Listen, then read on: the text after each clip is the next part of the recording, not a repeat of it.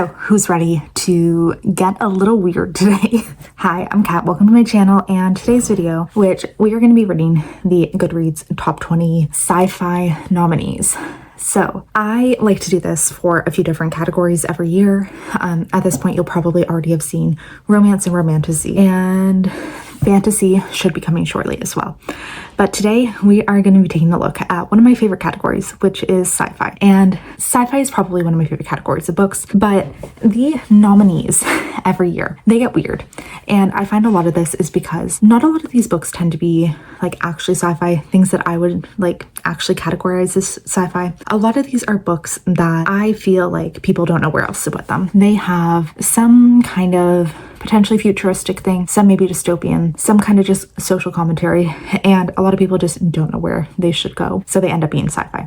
And a lot of them I do not feel like they should be by any means. But I'm really excited to get into this because doing this in years past, I've definitely found some new favorite books, some that I never would have picked up before, but very much love. And I'm really excited to read like quite a few of these that I have left. So the way we're doing this, I have 10 books left to read at the moment, and I've read 10 of them. So what we're going to do is we're going to be vlogging a book and then talking about one that I've already read. So we're just going to kind of alternate that. I think it will keep it a little more interesting and something where I'm not just sitting down and talking at you for an hour. I mean, I'm still talking at you, but we're in different settings, so maybe it'll be more interesting. But hopefully you will enjoy this video and maybe come out with some good book recommendations too.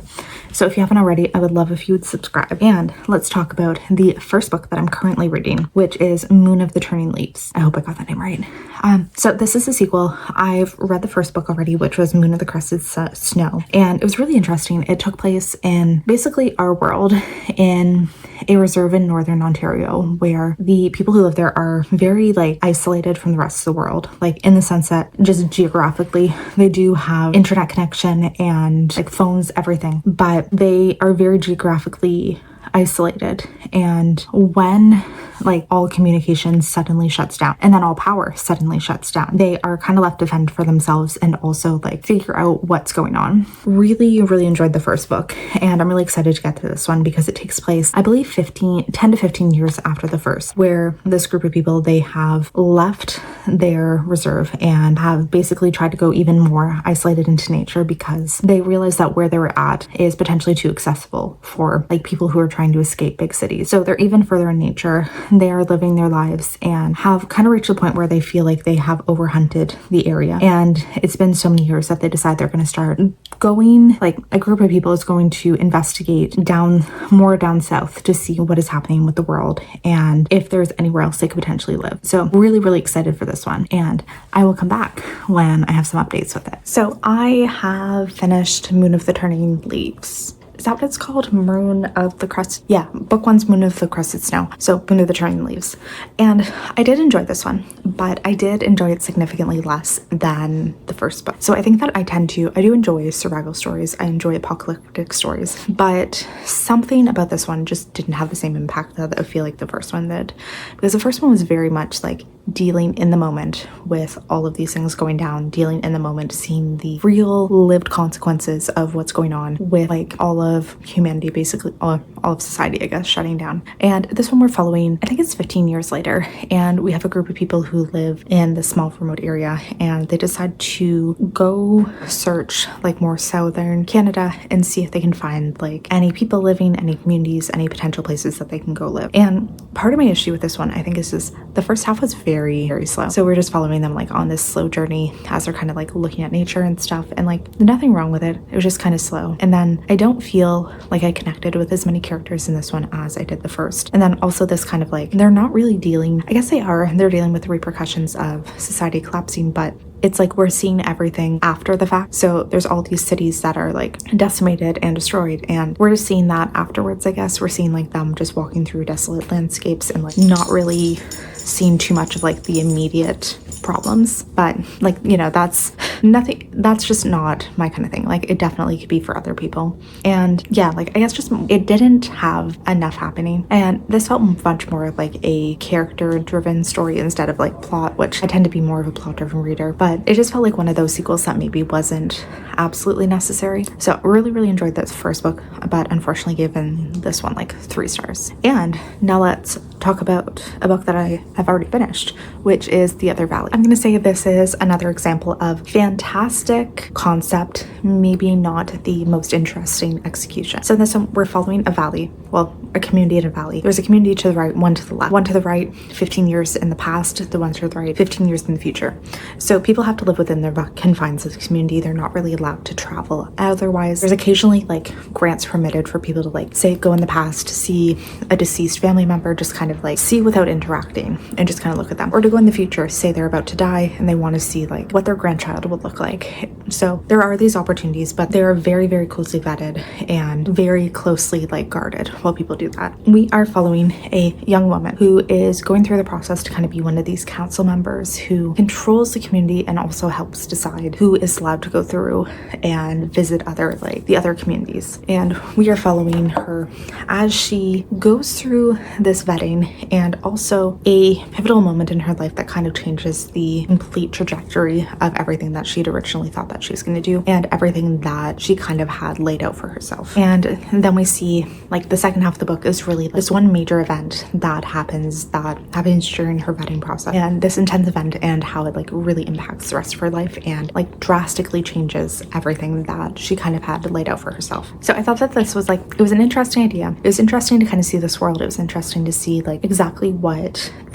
having these communities around mean for the people who live there and all of these things like that. Like what exactly it would be like to know that if you could escape this world, you could like go to the future and see like what your life would have been, or you could kind of like escape and get past the guards, go to the past and drastically change something. So really, really interesting to see that and just see the consequences. But at the same time, I don't feel like there was necessarily the craziest plot in this one. There wasn't a lot that really drove the story forward. It was more of like, in a lot of ways, just like a speculative fiction, like just kind of a speculative idea of like what would happen to people if this were the case and how would people live. I thought it was okay. 3 stars, just nothing really that spectacular. Okay, and now I am starting on The Blueprint by Gianna Rashad. I should actually look up the name. Gianna Rashad. Sorry, I had that mixed up.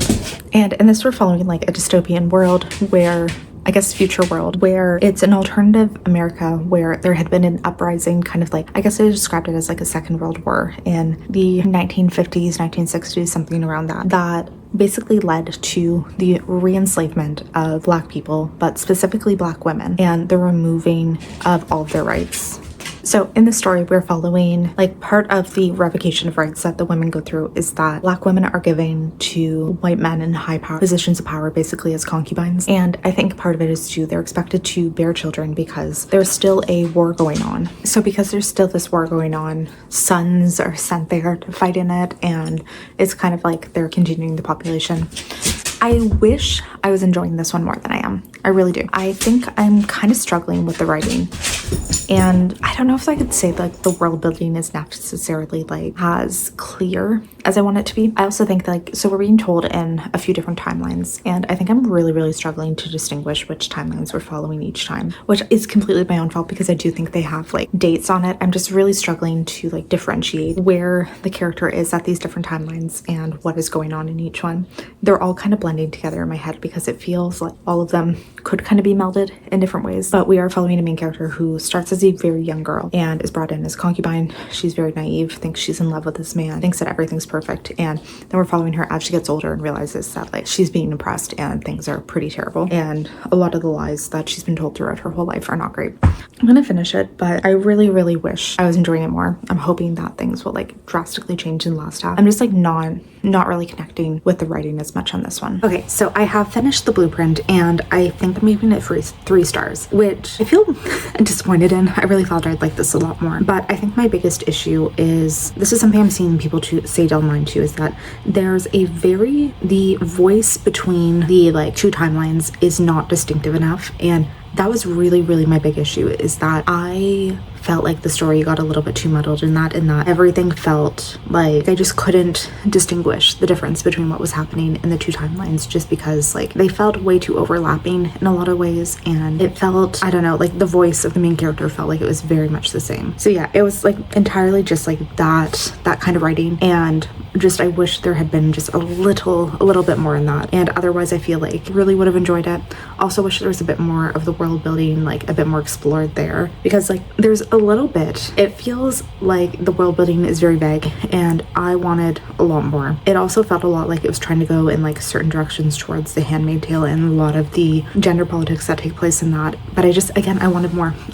I felt like it just, if there had been more time building out the world and really delving into all of the repercussions and everything, I would have really, really enjoyed this one. But unfortunately, like just for those reasons, I couldn't 100% get on board. Otherwise, premise fantastic. Yeah, just wish there had been a little bit more world building and I guess distinction between the timelines. So next book to talk about, The Stardust Grail, and this is by Yumi Kitase. And this one we have there's humanity is connected to a bunch of different planets through these gateways that we've discovered, and they allow like space exploration and settlement on different communities. But a lot of things have happened that have there's a lot of anti-colonial messaging going on because there were certain pandemics that basically happened through this interaction with alien species. So humans came in contact with them and then contracted diseases, and it's kind of a lot of weird rhetoric of a lot of people don't want to associate with the aliens and all of that. And we're following a main character who,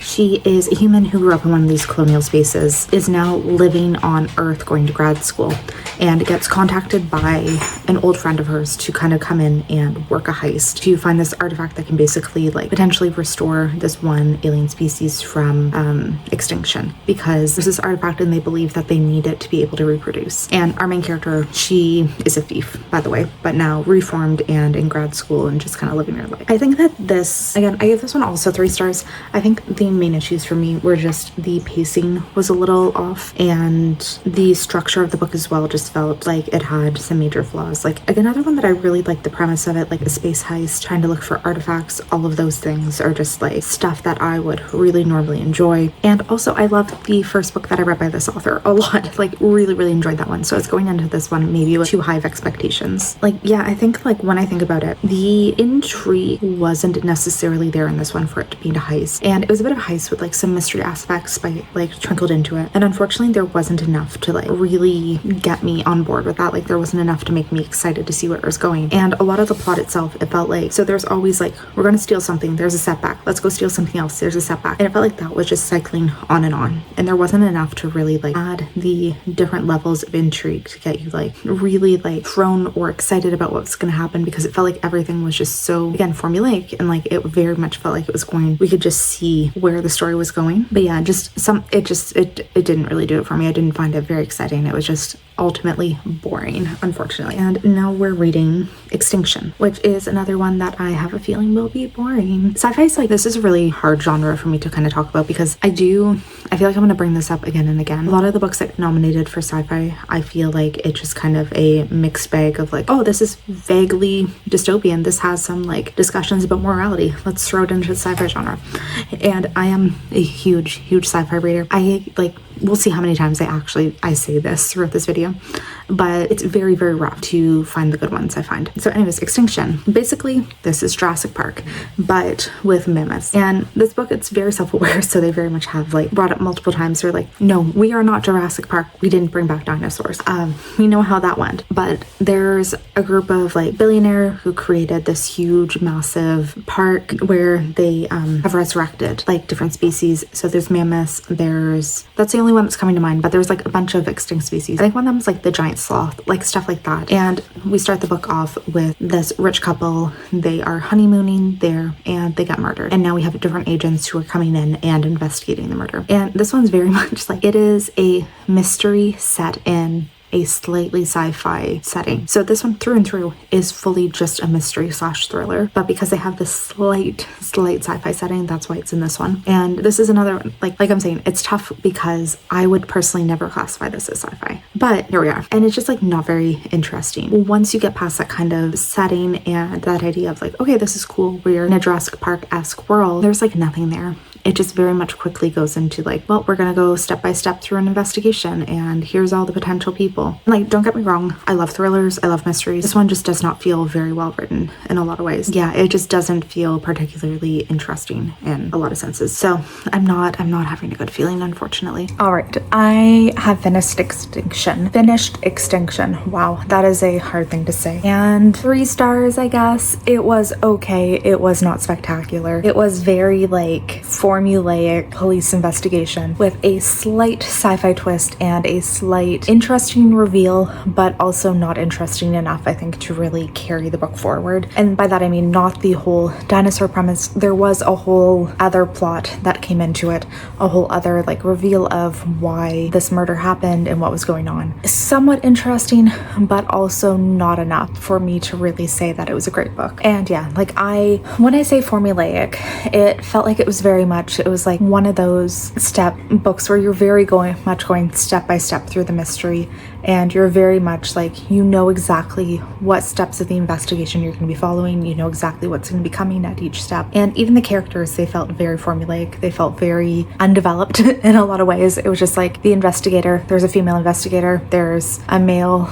like cop, like, you know, they were very much like two-dimensional and just like caricatures of characters, I guess, in a sense. Like billionaire who does not want to be involved, mad scientist, like just all those little things that like you would think in like a mystery, whatever, that's it. And yeah, just overall, I didn't think it was a super strong story. Didn't think it was overly interesting. I didn't think it was like really anything that spectacular, and very light on the sci-fi, very questionable on the science.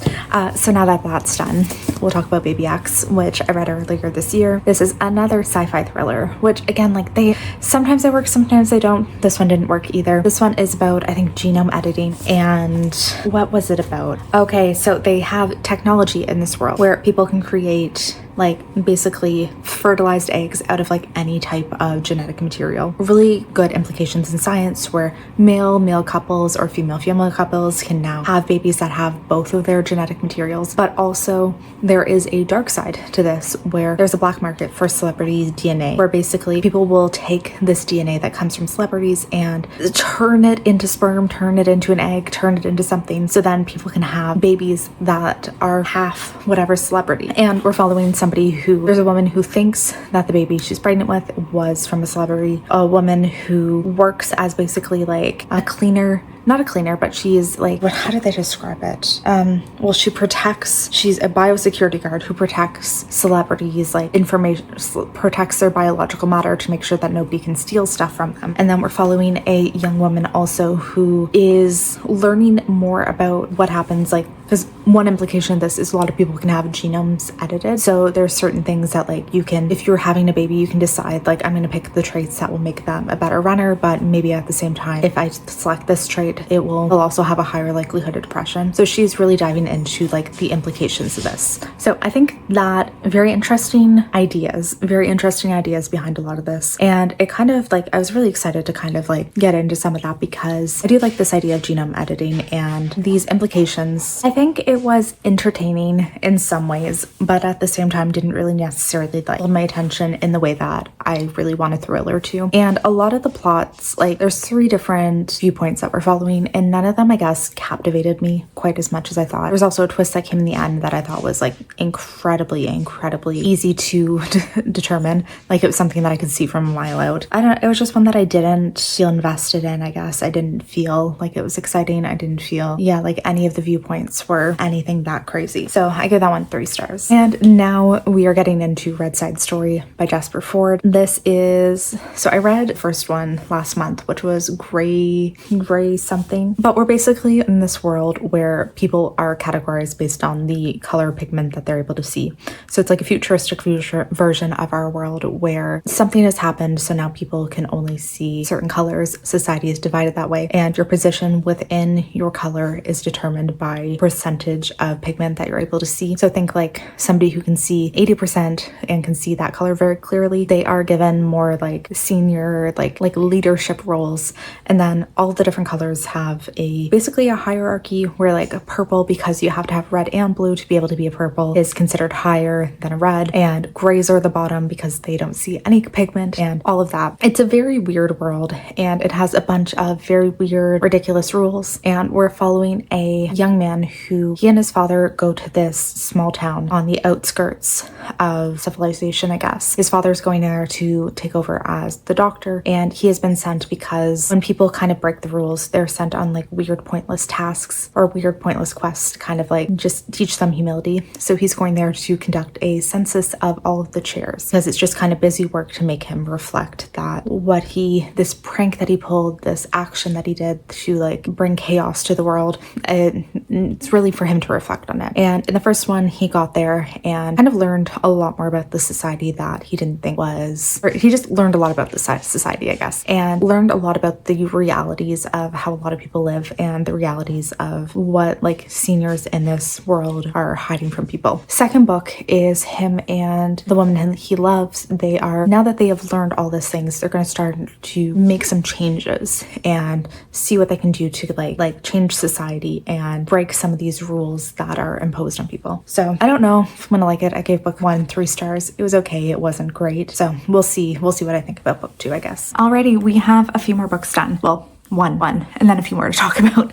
So I finished Red Side Story, and 3 star. It's kind of one that I feel like I'm gonna have a lot of difficulty really talking about because I wasn't super invested in it. I think this is one that it like very much went on too long. It felt too repetitive, and it didn't really feel like it necessarily overall brought too much to this world that we're following. Also, I can say that like, I don't know if I enjoy this world at all. I don't think I necessarily do. I don't think the world building, the world building in itself, the idea is very interesting. I just don't think the author has really done anything for me with it. I think that it's just kind of flopped, unfortunately. So 3 stars. And now let's talk about our next book. So this next one I actually loved, and it's Beautyland, which I would make the argument that maybe it veers into the literary fiction kind of realm a bit more than sci-fi at times. But we are following a young girl and basically following the entire course of her life, where she believes that she's part of an alien species that is like, we don't know whether or not it's true, but she's part of an alien species that is coming to Earth, and she has been directed by her overseers to send communications to them about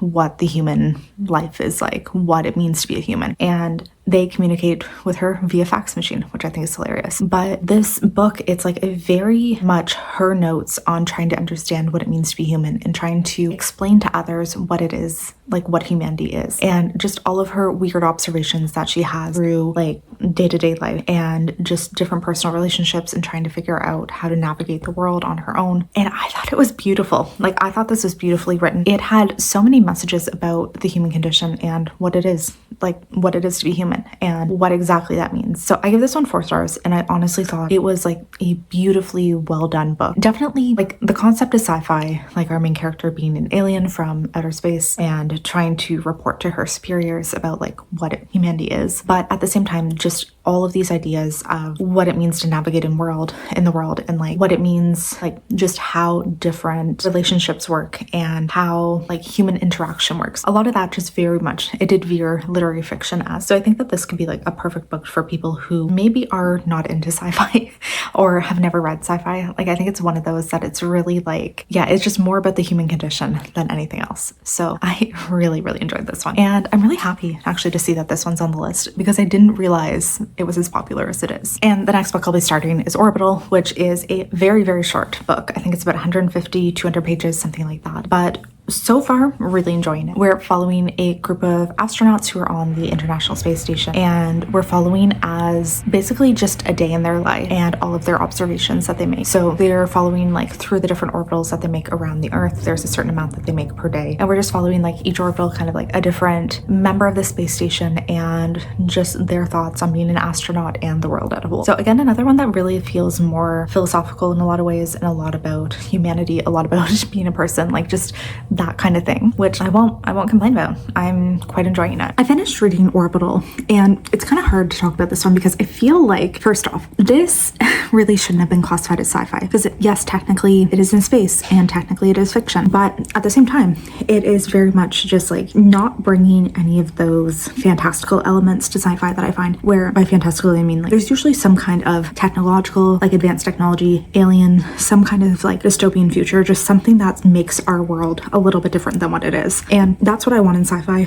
I want it to be just like something different and not the same world that we live in now. And in this one, yes, it's in space. We are following a group of astronauts who are on a space station orbiting Earth, but very, very much we could say this was the International Space Station and it was happening tomorrow. And just because it's in space, I don't necessarily feel like it should be a sci-fi book, because it was 100% was not really focused on the science part of it. It was more of these astronauts in the ISS, like reflecting on humanity and thinking about like just a lot of philosophical questions about what life is. And that feels a little more fiction to me than anything else. So I did really like it a lot.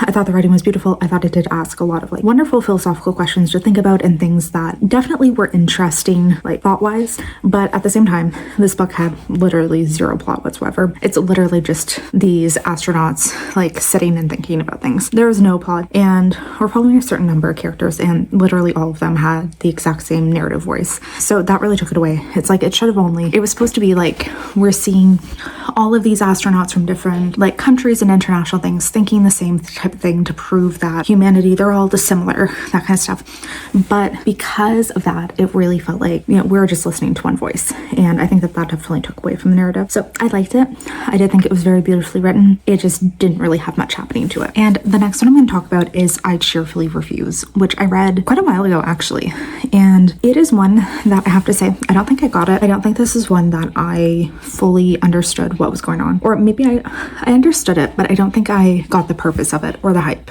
or anything, because it's basically like a futuristic world. There's a lot of new regulations. It's basically futuristic. It's like our world in 10 years in a little dystopian world.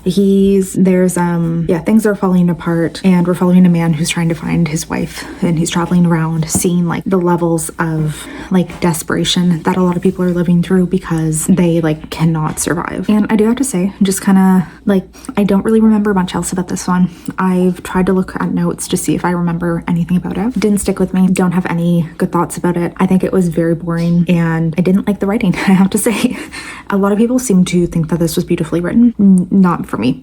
So yeah, that one, I think I gave it 2 stars. Wasn't not for me at all. And now we are starting Sky Full of Elephants, which I'm a bit into, but it's basically a world where a year after some kind of event happened where every white person in America like went into the nearest body of water and drowned themselves. And so now it's primarily just black people who are remaining, and we're following a man who was in prison until this happened. He's now been released, and his daughter, she's biracial and she was raised entirely by her white family, and she reaches out to him. It's their first time meeting because she wants his help to navigate across America. All right, I am done A Sky Full of Elephants, and I'm giving this 4 stars. I do have to say, I think it was beautifully written, and the character work in this truly fantastic.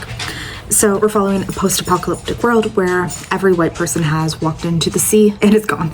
They are dead. And we're following the aftermath of that, following 2 characters as they reconnect, a father and daughter, and they road trip across America because she believes that she has white family members who are still alive and have gone to Alabama. Also, we discover the source of what this issue was, what caused all of these deaths, and our main character grappling with realizing what was done and trying to come to a decision if he's going to help the people who did this or try to oppose them in some way, I guess.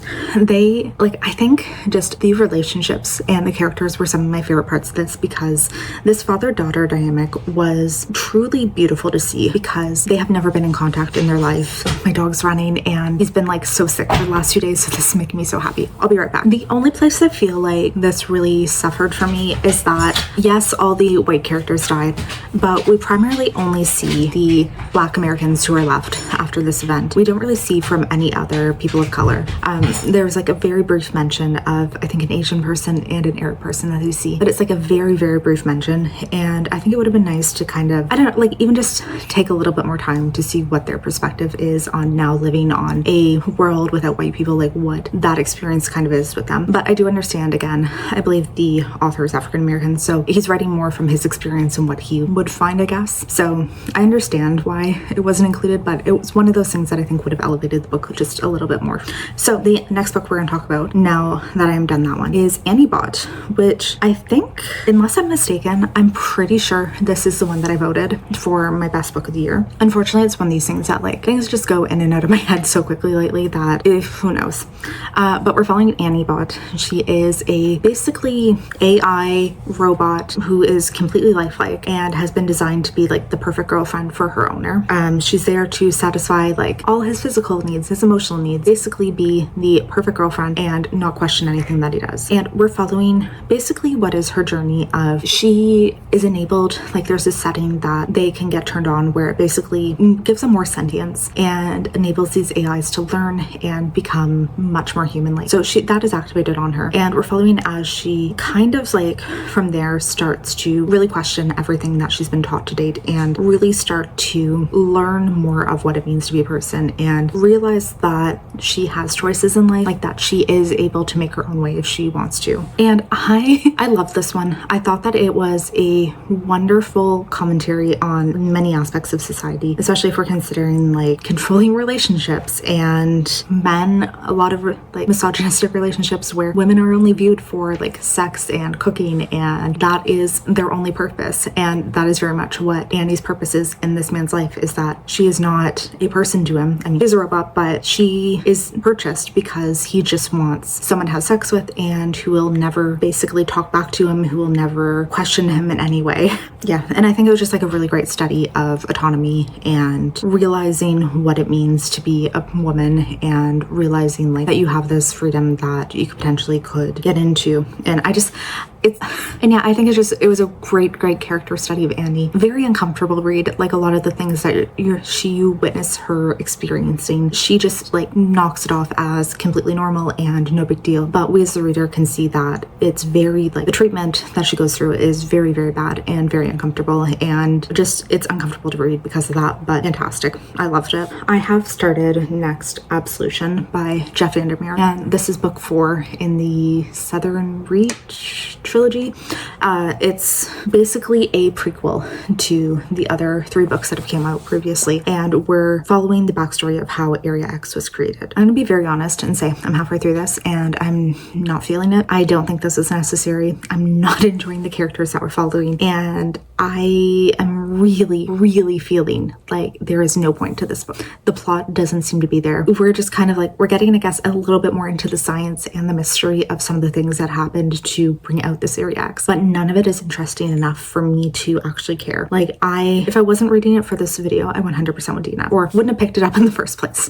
But I am reading it fairly quickly. That's the only reason I'm going to keep going, but I am not feeling it at all. Absolution was terrible. If there is one book right now out of this like entire list that I would recommend never checking out, it's this one. It honestly was so unnecessary, and it's told in 3 stories. So the first one, no point to it. Second one, no point to it. Third one had the most insufferable, terrible, annoying, like absolute nightmare of a person to follow. I think every third word he said was like dropping an F-bomb, and he just sounded so misogynistic the entire time and terrible, and I hated it. Hated reading this so much. 2 stars, could potentially go down to a 1. Like I hated so much about it. So yeah, didn't like it. Now we're gonna talk about Ministry of Time, which honestly is one I didn't like either. I don't understand why this got so many good reviews, and it honestly wasn't even sci-fi. It's another one of those where it's like it has a slight sci-fi concept. Hey. It has a slight sci-fi concept, but aside from that, it doesn't really have anything enough to, I think, identify it in this sci-fi genre. Not enough to really like cement it as something that I would actually like say is sci-fi.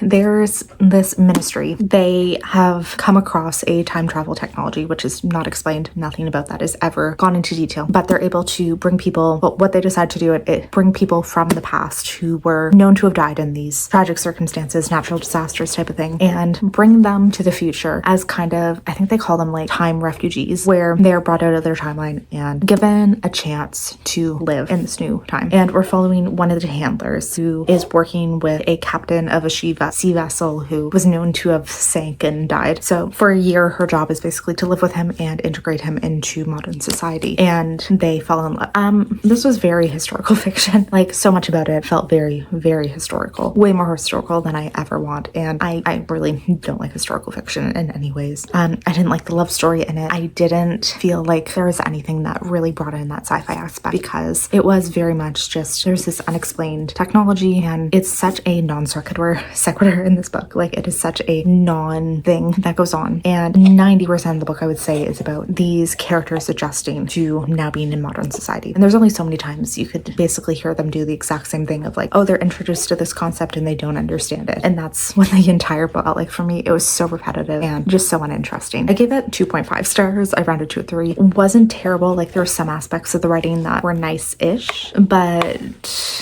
not great. And I don't understand why so many people like this. Like, I honestly do not understand this at all. And now I'm reading In Ascension, which this one, I think it's actually pretty interesting because it feels very scientific, which is definitely something that I enjoy. My sci-fi is something that gets very meticulous and scientific at times. And this one definitely does it, because we're following a biologist. I think she's a marine biologist. We're following her whole life as she basically is at one point working on the sea vessel, and they come across this really weird phenomenon. It's not properly explained, but then that basically sets her entire career trajectory, where she goes and starts working for this mysterious organization who are basically sending like a ship into space for a long-term space voyage. And she gets involved in the scientific side, where she is starting to grow this algae that the astronauts will use to feed themselves for the entirety of the journey, and really like helping design a lot of the aspects of the space exploration mission. And then because she is so intimately involved with everything that is happening, she's now being brought in to be one of the potential astronauts. So she's really the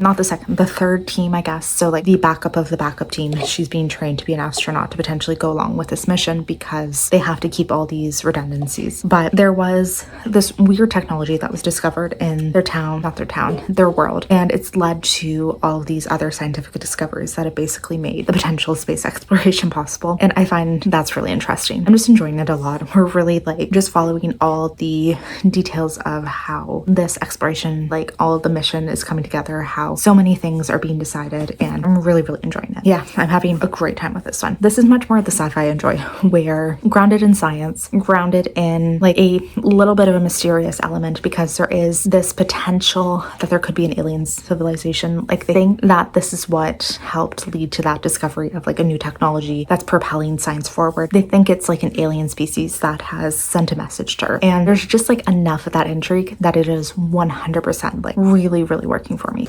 All right, I am done in Ascension, and I don't know why. Something about it's kind of giving Interstellar vibes, but I enjoyed this so much. Like, I just really, really enjoyed this space exploration journey that we went on, and just feel like following this main character as she goes on this journey. And I don't know, like, it almost felt philosophical in certain ways, like just the thoughts on humanity and all of these different things. Very lovely, and yeah, just really, really enjoyed it. The book went in like so many different ways than I really wouldn't have expected, I guess. Like, we followed, at times it felt almost meandering, because we followed various different characters and like whole things about their lives in this, but for me it worked. It really, really worked, and I'm giving it 4 stars.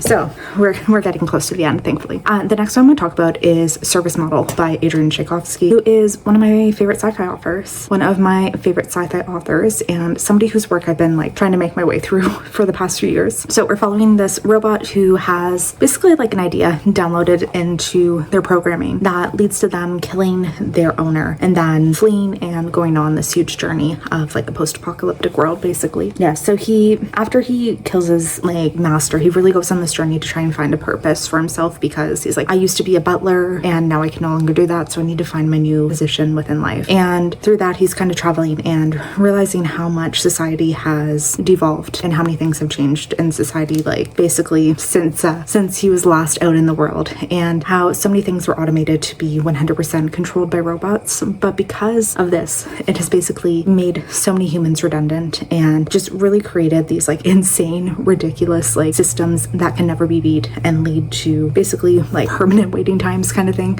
It's very funny actually how I feel that they just like added so many systems for these robots to be in control of and none of them end up working.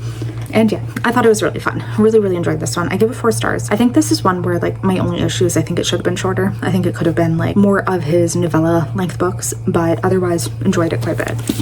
And now I'm reading, like, sorry I'm talking about these so quickly. I'm just trying to like not make this video a million years long. Now I'm starting to worry about this Black Box of Doom by Jason Pargin. This is fun. I don't know why I was going into this one like kind of worried, to be honest, but so far it's one that I'm having like the most fun with. So our main character that we're following is a Lyft driver. He gets a request for a pickup from this woman, and when he gets there, she basically is like, okay, I'm gonna give you a proposition. I will give you, I think it's $20,000 cash. Maybe it's more. It's like quite a bit, maybe 100,000. She's like, we will do our own like travel journey across the country. I need you to bring me to Washington in the next week, but under the condition that you're not allowed to tell anybody about this. Has to be kept secret. There's a lot of weird things that are kind of going around. He agrees to it, but there's a lot of weird things that kind of are happening around the same time. So she had been in this truck that had some radioactive material on it. So somebody saw this truck, somehow put in connection with her. And also his father, like very controlling, starts like trying to hunt him down before he leaves town, and it ends up leading to this like weird chase. He's also a streamer on Twitch, and he leaves this like weird message before he leaves about like, hey guys, like I'm taking a friend on an unexpected journey, blah blah blah. And everybody kind of starts to panic weirdly about it. It leads to this thing where one of his friends, in like kind of a good-natured way, he's like, I'm really worried about him. I'm going to see if someone online can find some information about him, and post basically like a missing person thing. Not even missing person, he posts him as a criminal so that people will take interest. And it leads to this huge online conspiracy theory of everybody convinced that they are transporting a bomb, and all of these people across the country trying to find them. And it is going ridiculous, but I'm really enjoying it for that. It just like, it started off as kind of like weird but potentially innocent journey, and now there's so many conspiracy theories, so many people trying to track them down, people trying to attack them, because Reddit has just gone like crazy with all of these theories of what might be going on, and I'm enjoying it quite a bit. So I really thought that this was going to be just like a silly little road trip book, but I think it ended up being like a fantastic commentary on social media and the way that people just kind of jump to conclusions, and that what they see online 100% like controls a lot of the time what they believe, or just that negative like, or just like how you can get into your box of like thinking a certain way, and that everything you see just kind of reinforces that. And that was very much like, it was not a subtle message, it was a very overt message of the fact that social media can very quickly take on these small ideas and run wild with it, and people see what they want to see, you know, like also if you believe in a certain thing, you're only going to see posts that really like reinforce this belief for you. And I don't know, I just thought it was very interesting to see. It was a really like good commentary in that way, and really enjoyed this. Like really enjoyed it so much more than I thought it would be, because as these people are traveling across the US, social like online world goes wild with all these speculations of what could be inside this black box, and people just go absolutely insane trying to take them down, and just like immediately jumping to these conclusions that they must be doing something like wildly wrong. And it was interesting too, because like I deeply hated the male main character in so many ways. I really like hated so much of what he was saying, but it was just interesting to see like what brought him to that point. I guess he was very much like an incel, and typically when there is that type of character in a book, like I immediately like tend to not get on board. But I think this was one of the few cases where it did a very good explanation of how he got to that point, and our female main character was like really trying to challenge him at every turn. So that was like a nice like breath of like, you're seeing these two very opposing sides, and really trying to like, you know, reinforce this idea that like people get stuck in their little bubble, and typically do not have somebody who comes in and gives them opposing views. But anyways, I thought it was great. Really enjoyed it. Thought that the adventure was super fun. The reveal at the end was honestly just kind of hilarious, like after all this build up of what this huge black box was. And yeah, really enjoyed it. Very surprising read for me. Very surprising that I enjoyed it as much as I did. So we're getting very close now to the end of this, thankfully. The next book, we're just going to talk about the final two now, and then I have one more to read after that. So The Mercy of the Gods by James S. A. Corey, one that I read shortly after it released, but they are the authors of The Expanse. So that's one of my favorite sci-fi series, and of course, you know, excited to see whatever they come out with. And I really enjoyed this one. We're following so it's like a far off space colony, basically in the future, no connection with Earth, and they end up getting conquered by this alien race. And people who are designated to have a potential purpose for them are brought to this alien's planet and put to work to, we don't really necessarily know, and the people don't necessarily know either, but they are basically just there to prove their purpose to them so that they can be brought in by this alien race and like kind of not completely killed off. They're very much told that like they need to have a purpose within this galaxy, I guess, empire, and that's a big part of what we're following. Is we're following a group of scientists who are on this planet prior to the takeover, at them as they're brought to this new planet, and then them trying to figure out how they can survive within this new world. I really deeply enjoyed this one. It was really unique. Like I just like really enjoyed it because the aliens that we're following, they were so interesting, so weird in that sense. Like their society itself is so weird and alien to what we know, and that was kind of nice just to see something that was so completely different, and just seeing all of our characters as they're going through this path of survival and trying to figure out like almost like their survival. So they're trying to figure out this mystery, they're scientists, they're trying to like find the solution to something, and it almost feels like a game in a certain sense because they have no idea what the actual rules are. They have no idea what they're allowed to do. They have no information about the society they're dropped into, no information about any of the alien species, nothing, and they're just trying to stumble their way through it. Really enjoyed it. Left off in a super interesting place, and like I really think that this was super fun. Loved it. Very happy with this one. But so yeah, I gave 5 stars to Mercy of the Gods. And the final book that I have read already, another one I gave 5 stars to actually. Feels like I really accidentally focuses so that a lot of the books that I didn't like were at the beginning, and now like all of my favorite ones I'm talking about at the end. But the next one is Yours for the Taking. I don't know where my physical copy is, but this is one that I thought was super interesting because we're following this world where like something is going on in this futuristic world where basically world leaders have decided that the best way to protect human species as a whole is to build these like inside areas. So they're like these gigantic like cities made of stone that have huge impenetrable walls that anybody who's outside, they have absolutely no way to get in. But the people inside, they are supposedly there to live like life as humanity's elite, but also like the people who are going to come out in like hundreds of years as like humanity's leaders, or the people who are like, if things go to shit on the outside, they will be the survivors of the human race. And a lot of people, like most people, apply, and very select people are accepted to be brought into this system and live out their life. We are following the New York inside, and we're following basically the creator of the program. She is this billionaire who is very much like really trying to sell herself as like the ultimate feminist woman, like girl boss, all of that stuff. But she decides that for her New York project that she is running, there's also these across the world, but she is specifically in charge of New York. She is going to change the rules and do this in secret where women only are accepted. And she thinks that if she brings women only into this world and basically changes things so that she creates a new society, new set of rules that is 100% run by women with all of these like matriarchal views and all these things, she thinks that her people will come out as a newly elevated type of humanity, and basically it will solve every problem in the world. And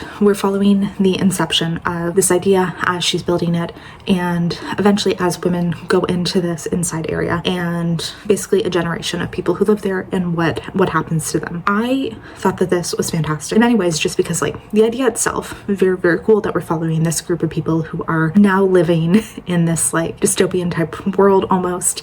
Well, I guess it's more utopian, but also I thought that the feminism in this book especially was fantastic, because that rich woman that we are following, she is very much going in with just like straight white woman feminism, where she is not thinking at all about anything to do with other gender identities than just binary male female, and not thinking about any of the implications that basically anything to do with like women of color or any, yeah, I guess like any other people who do not identify strictly as female. And she is really not thinking of like what happens if sons are born, how are they going to get into this society.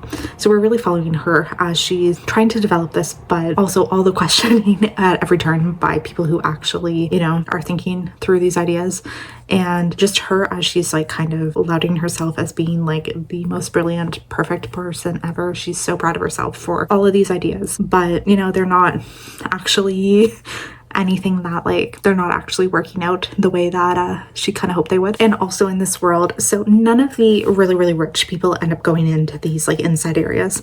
They are up on a spaceship above the earth, like basically in a satellite, away from all of this like destruction of the world and the world falling apart. And they're basically like up there monitoring everything that's going on and just trying to control this like experiment, because she considers it much more of an experiment than anything else. And she's just up there monitoring everything and so disconnected from it.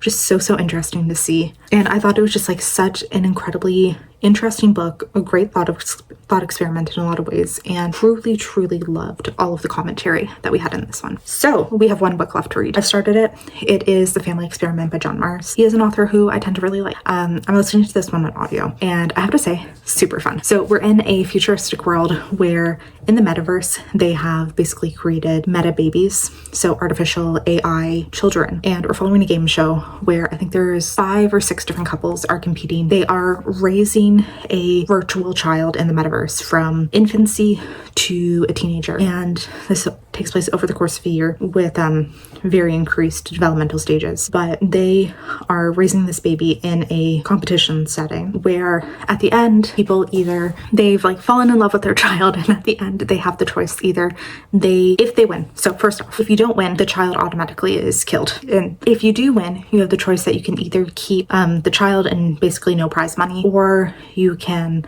get rid of all, you can agree to let this child die and get like $1 million in the real world to start a real family. And we're following all these couples as they are going through like this process of raising the children, and what is like really messed up of them falling in love with these children, but knowing that there's a very, very good chance that they will not live. A lot of these people realizing that even though technically this is an AI child, they're loving it just as much as they would a real child, because in the world too, they've created a new basically VR set. It's like fully body encompassing, so you feel everything. Like you go into this metaverse, you see all of your senses, all of your everything, I guess. It feels like you are 100% in that world. And yeah, they're 100% immersed with these children, and basically you are seeing as they raise them. And all of these couples in typical John Mars fashion have secrets to be unveiled, and just a lot of things to come to light, a lot of little things happening in the background, and really enjoying it. On audio, this is also fantastic because it's a full cast narration, and they have like all these different adverts and stuff that like, it just sounds so fun. It feels like you're listening to a radio show in a lot of ways, and really enjoying it. I feel like if you've read like a lot of John Mars books, you kind of know like the exact formula that it's going to do. Like it has some interesting futuristic concept. It has basically our society, but in a slightly futuristic world with some new technology and the impacts that it has.